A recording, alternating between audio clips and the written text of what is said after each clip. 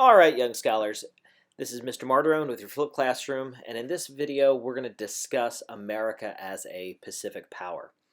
And a couple things that you need to understand: by the end of American imperialism, America will come to dominate a couple territories. We come to annex the Hawaiian Islands in the middle of the Pacific. We come to annex the Philippine Islands. We take them over from Spanish rule. After the Spanish-American War in 1889, we acquire a military base in Cuba, we acquire the Virgin Islands, and we acquire Puerto Rico. We also, at the turn of the century in 1900, we help support Panamanian independence. Panama was once part of Colombia, and the Panamanians wanted their own independence, so they will end up fighting a war for independence with U.S. support, and in exchange, they agree to give the United States the rights to a zone to build a canal, which ends up becoming the Panama Canal.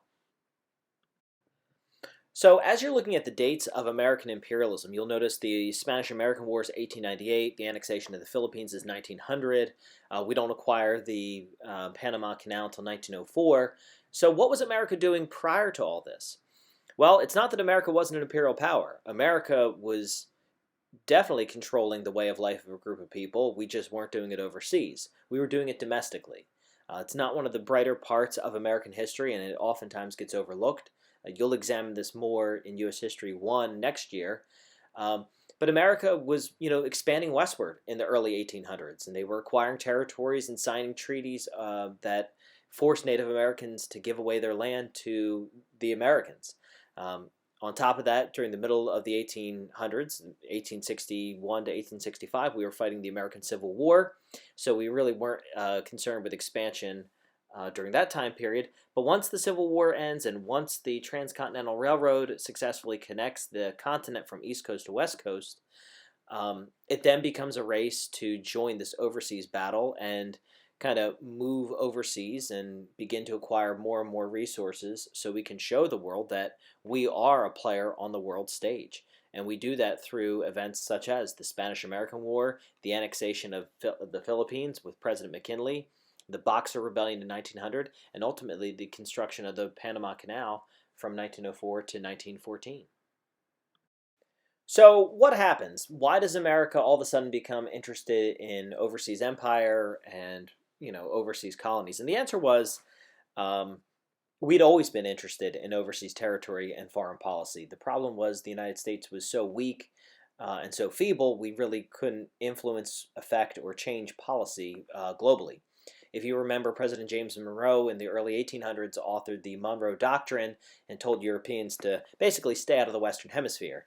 European countries really laughed at that because America didn't have the military to back it up. Spain was one of the countries that laughed at the United States, and they kept, colonies and territories in the Western Hemisphere, and one of those colonies was Cuba. America had always been interested in Cuba. We had thought of it as a solution to the slavery question. Presidents like Franklin Pierce and Abraham Lincoln even thought, hey, maybe we could send the slaves to Cuba there, a neutral territory, and let them have that as their own kind of territory in space, and that would get rid of our slavery problem. And that never came to fruition. But America was always interested in Cuba. It's only 90 miles from the southern tip of Florida. It's, aside from Mexico and Canada, it's our closest neighbor. So we were very interested in reports coming out of Cuba by the late 1800s saying that the Spanish were mistreating the Cuban people and there were problems there. And President William McKinley was kind of forced into taking action at the time. He sent ships down to Cuba kind of just to police that territory and kind of to flex American muscle and saying, hey, you don't belong here. All of that changes with one event. And that event is the explosion of the USS Maine. It's February 15th, 1898, aboard a U.S. battleship in Havana Harbor. Captain Charles D. Sigsbee sits in his quarters writing a letter home. As he writes, Marine bugler Newton plays taps to signal lights out to the sailors. Captain Sigsbee lays down his pen and listens to the beautiful strains. His ship, the Maine, arrived in Havana weeks ago. When the Cuban War of Independence began 3 years before, Spain launched a brutal campaign to squash the rebellion. American sympathies are with the Cuban insurgents. The USS Maine has been sent to both protect American interests and to check the tyranny of Spain. As the bugler finishes, Captain Sigsbee completes his letter, but before he can stuff it into the envelope, the electric lights in the cabin go out. For the captain, there is nothing but blackness and smoke. The ship is listing to the port side. Captain Sigsbee gropes his way through the cabin into the passage where he runs into Marine Corps Private William Anthony. Captain, the ship is sinking. I know, Private. We must get topside. The two make their way to the main deck. Black smoke plumes from the ship. What's the time, Private? The time, sir? I need to know when we were struck. The explosion took place at 9:40, sir. Place sentries around the ship. Are we under attack, sir? We must assume that we are at war, Private. Things have been tense between America and Spain. The United States has been supporting the Cuban revolutionaries. Some are eager to make Cuba a new territory of the United States. Spain considers the presence of the American Navy a threat to their interests. Sigsbee saw the writing on the wall. Now they are under attack. Place those sentries. I need eyes on the water. Aye, Captain. The captain surveys the damage. One of the smokestacks lies in the water on the starboard side. The ship is sinking rapidly.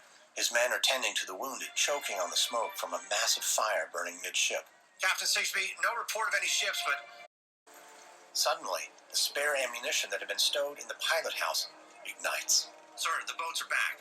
Bring the wounded on board. Sir, I don't believe we should.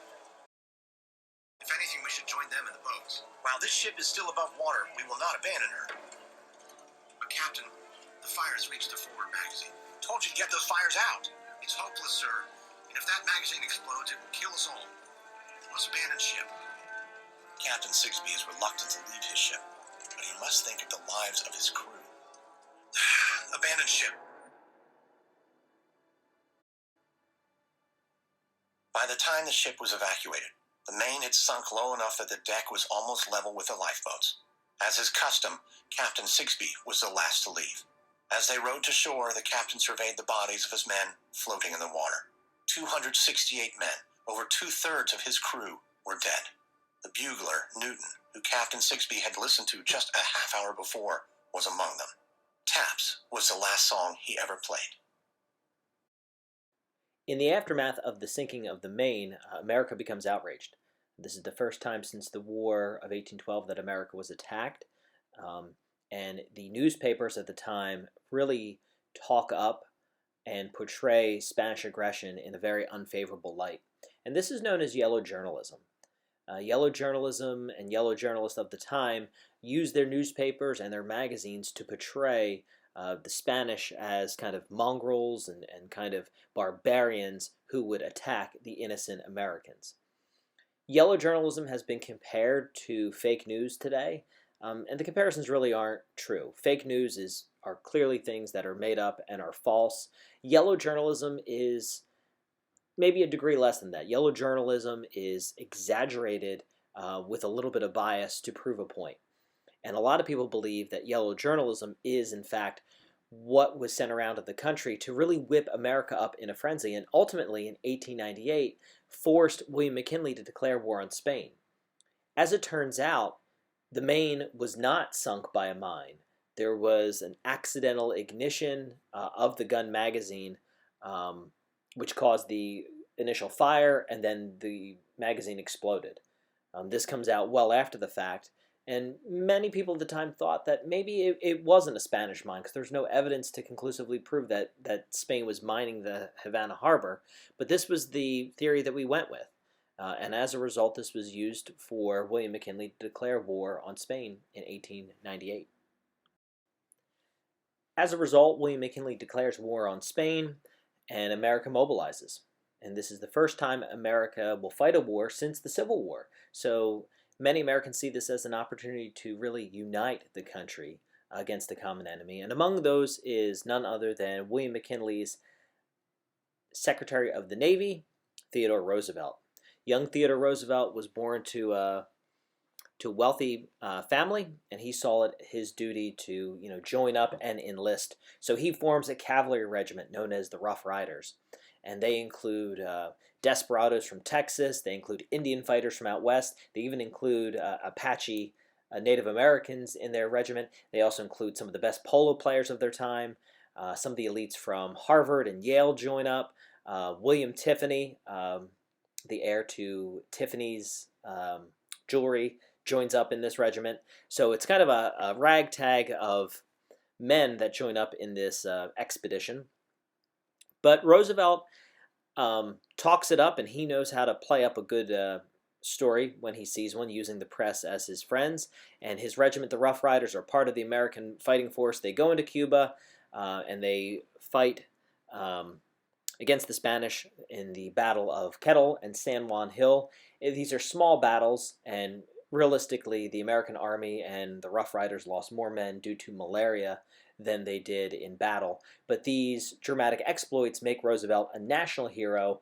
We end up defeating the Spanish, and Spain withdraws from Cuba, and Cuba, as a result, gains their independence. And this is really America's arrival on the world stage for the very first time.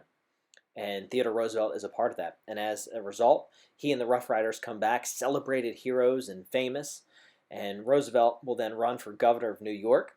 And then he is so popular that in 1900, William McKinley selects him to be his running mate for president. So the big idea, what you need to understand from the Spanish-American War in 1898, from its conclusion, the United States acquires territories in Cuba, a base that we still have, Guantanamo Bay. We acquire the Philippine Islands, we acquire Puerto Rico, and we annex Hawaii. In the election of 1900, William McKinley and the hero of the Spanish-American War, Theodore Roosevelt, are elected President and Vice President of the United States. And in 1901, in September of 1901, William McKinley is assassinated, and Theodore Roosevelt, at the age of 42, becomes the youngest man to hold that office. Roosevelt, unlike McKinley, is an internationalist. He believes in flexing America's muscle, and to a degree, he is an imperialist. Roosevelt will develop, among other things, he'll secure funding for the Navy and develop America's might into the Great White Fleet, and he will send that fleet around the world. And he does this not really to intimidate other nations, not to go to war with other nations, but really to flex American muscle and really to say, listen, we're now a player on the world stage and we're going to be taken seriously. Roosevelt also becomes one of the first American presidents to become actively engaged in foreign policy. He helps mediate the Russo-Japanese War between Japan and Russia. At the time, Japan was becoming a very aggressive nation out in the Pacific, taking up territory and fighting with the Russians. Roosevelt will go on to become the first American and the first American president to win the Nobel Peace Prize. And he, to this day, is the only American president to win both the Nobel Peace Prize and the Congressional Medal of Honor for his action in the Battle of San Juan Hill. So Roosevelt, as we said, he's an internationalist with a Great White Fleet. He is intervening in foreign affairs. And the last thing he does, he has to get a canal. He wants a canal.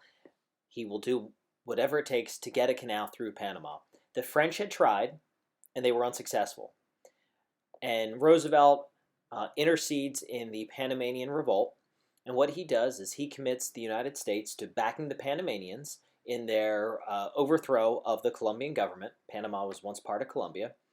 And Roosevelt says, very diplomatically, says, listen, we will support you in your quest for independence from Colombia, but in exchange, we want the rights to a canal zone through your country. The Panamanians agree. There is the revolution, the Panamanian Revolution. Panama gets its independence from Colombia, and as a result, Theodore Roosevelt recognizes Panama as a sovereign country, and the United States gets the rights to build a canal. Now, this is just the start of the story of American imperialism, and you are going to study a lot more about American imperialism in U.S. History 1 and U.S. History 2 and A Push.